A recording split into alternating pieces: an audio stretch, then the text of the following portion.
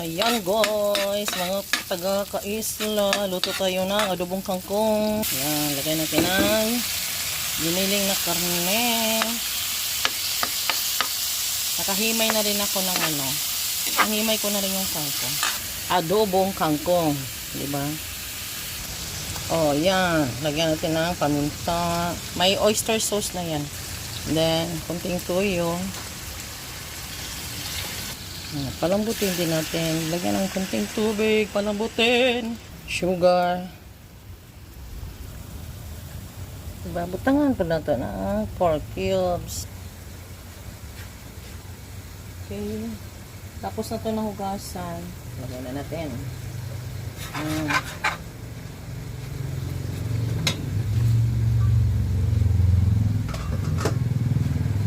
Naan lang ang apoy. Baon na to, baon na ng trabahante, baon na di bossing, diba? Ano lang, i-check natin guys. Oops, luto na. Ayan, diba? Ito na yung baon ng trabahante. Salamat sa panonood. Kapi-kapi tayo kasi snack time. Oh, coffee mate. Ito naman yung kape namin, Nescafe Gold. Sarap yun.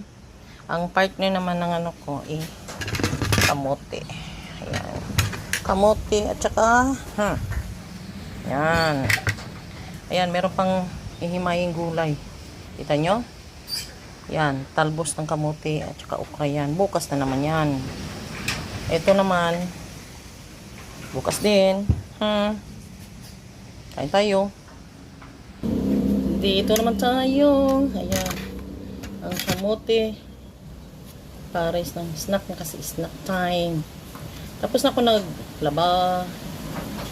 Nagising ako ng mga 3:30. Although pang gabi naman si boss. Yun. Kailangan nating mag-asikaso pang almusal para sa estudyante. Sabay hugas na rin plato at naglaba. Tapos na ako nakalaba. Tapos na rin nakasampay. Pantalon. Mga shorts. Kami pantalon. Tapos, tuyo na rin mamaya-maya. Ligpit ko na rin maya-maya.